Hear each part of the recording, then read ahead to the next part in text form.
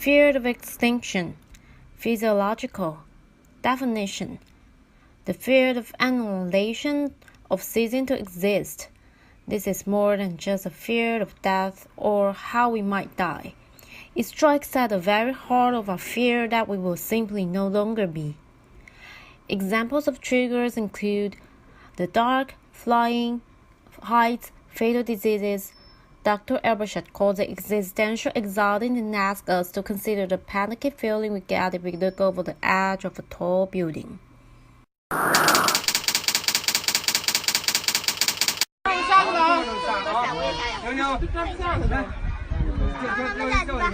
狼牙山玻璃栈道。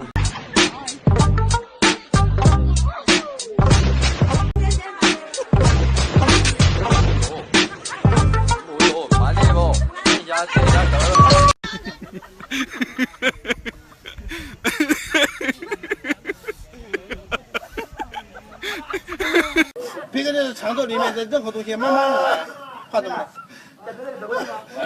再走一步，再走一步。对，OK。Fear of mutilation, body invasion. Safety. Definition.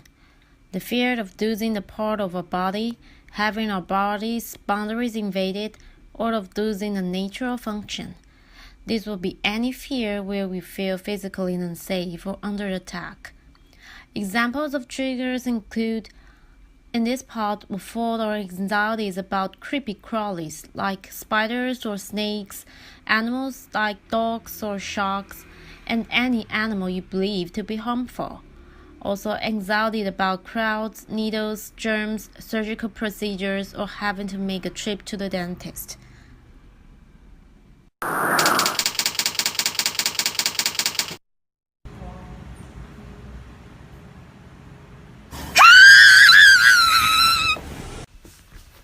Laws of autonomy, self-actualization. Definition. The fear of being restricted, confined, trapped, suffocated.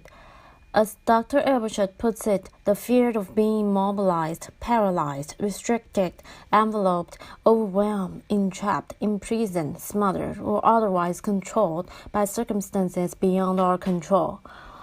When it's a physical fear, it's called claustrophobia. But our fear of being smothered, restricted, unable to take care of ourselves, or dependent on others can also apply to situations in our lives or relationships. Examples of triggers include commitment, poverty, debilitating illness, aging. In addition, situations where we feel helpless or powerless. For example, at work, your boss tells you to do something you don't want to do and refuses to discuss it with you. You have to do it or lose your job. You feel trapped, helpless.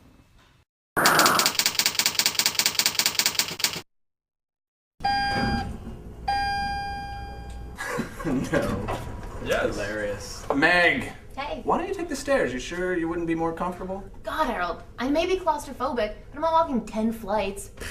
Besides, my therapist says I really need to confront my fears and...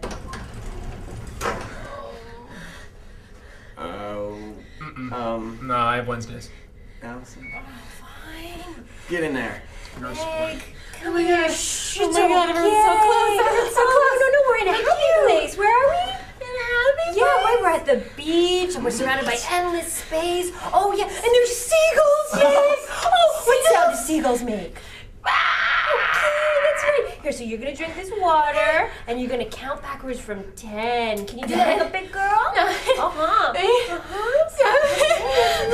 I'll see you guys later. It's my floor. All right, Meg, baby steps. Hang in there. So I'm not doing that again. Fear of separation, abandonment, rejection, belonging. Definition. The fear of abandonment, rejection. We humans have a strong need to belong. Dr. Eberstadt refers to a loss of connectedness, of becoming a non-person, not wanted, respected, or valued by anyone else, which literally threatens self-well-being and survival. Fear of separation. Examples of triggers include When a relationship ends, a friendship, divorce, or death of a loved one.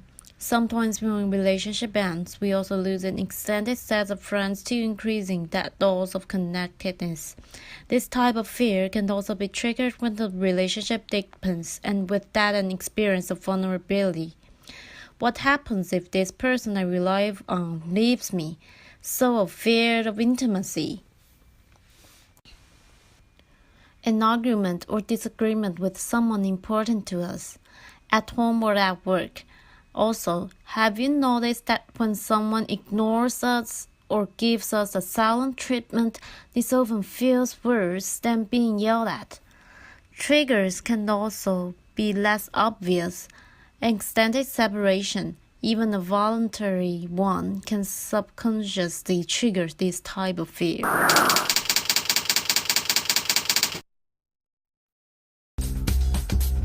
Separation anxiety disorder commonly occurs in children and can start as early as 3 or 4 years old, the preschool age, and move on through adolescence and adulthood. Separation anxiety commonly is when a child becomes extremely upset to leave their caregiver or their figure of attachment.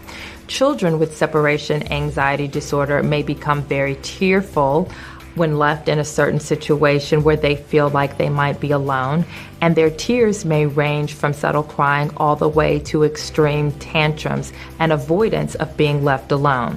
Children have a great deal of difficulty being comforted when they feel anxious due to the separation. While separation anxiety can be handled through behavioral strategies and interventions, it's usually a systemic approach between teachers and parents or other adults in the child's life to help them feel comfortable and secure. Over time, children frequently become more comfortable in their situation and the separation anxiety symptoms do decrease. While there are many different features of separation anxiety disorder, this is a brief overview of some of the signs and symptoms. Ego death, shamed, worthlessness. Definition: we all need to feel lovable, worthy of love and of value in the world in order to have healthy relationships with others and with ourselves. When we are shamed and humiliated, it can threaten or destroy our belief in our worth, our lovability, and our value in the world. Without that, we are nobody. Literally, the supposed number one fear of public speaking will fall into this category. Examples of triggers include failure, criticism, bullying, victimization, mistakes, public speaking. There are genuine shame triggers like when we are caught in a lie or doing something considered wrong by society. But feelings of shame and worthlessness are often triggered by expectations of judgment or criticism from ourselves or others when we messed up, losing one's job, or if we left our house unlocked and got burgled.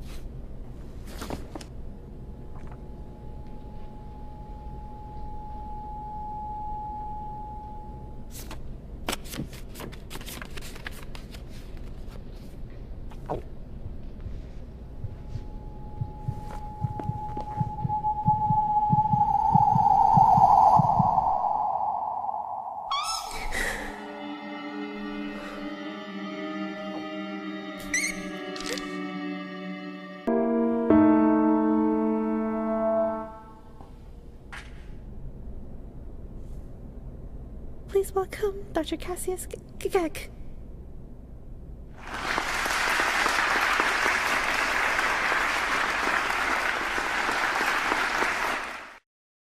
What happens in your body while you experience fear?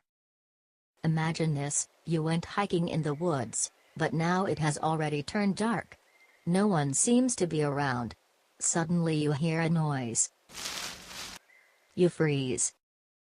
Freezing is the first step of a sequence of fear responses directed by the sympathetic nervous system. It is associated with so-called hypervigilance, or attentiveness, and often occurs when the threat is not yet known. Then you realize what's going on. Your body is signaling you, fight or flee. Adrenaline and other hormones are released into your system, pulse and breathing frequency increase, your muscles tense up. Your pupils dilate, allowing for better long-distance vision. The next stage is called tachymobility, or fright. Your heart rate drops, and so does your blood pressure. You may experience feelings of dissociation and reduced sensitivity to pain.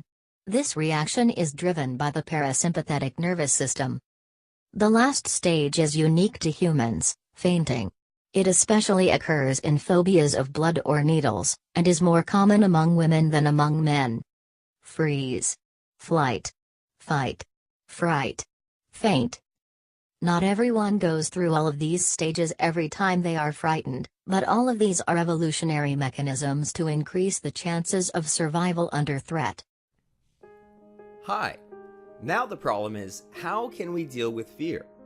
Fear is something everyone faces. If you wish to overcome your fear, then here are some solutions for you. Number 1, understanding fear. Number 2, interacting with your fear. Number 3, facing your fears. Number 4, benefiting from your fears. Although everyone has fears, and it's completely normal.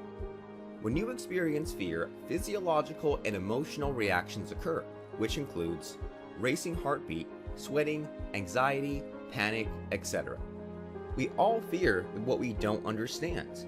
It requires being willing to acknowledge that your fear is based on a lack of understanding. Some don't even realize this and proceed directly to attack. So what's the solution then? Here are some. Stop attacking that which you cannot control. Stop trying to control that which you judge as evil. Stop judging as evil that which you simply fear. Start trying to understand that which you fear. Next way of dealing with fear is interacting with fear, which can be done by acknowledging fear and imagining fear. Give your fear a name and then imagine a life without fear. Is it scary? Try to figure out everything that triggers your fear. The more you can understand your fear, the better. Imagine the outcome you desire. How do you feel? For example, if your fear is commitment, imagine yourself happily with a partner. If your fear is heights, imagine yourself conquering a tough height. If your fear is spiders, imagine yourself seeing a spider and feeling neutral. Third solution for overcoming fear is facing your fear. Start to expose yourself to the fear. We're afraid of something because we haven't been exposed to it very much. Next time you experience a fear, verbally engage the fear. Running from fears never improves the way you feel about a fear. Relaxation tells your body that there is no danger and that you are safe. Relaxation can also help you cope with other stress and anxiety in your life. The power to label your emotions is beneficial for self-understanding and emotional intelligence. It also appears that engaging with a fear and verbalizing your fear has incredible power to help you overcome fears and regulate emotions. Final strategy of overcoming fear is getting benefit out of fear. Try to reframe your fear in a positive light and acknowledge the thrill it can offer.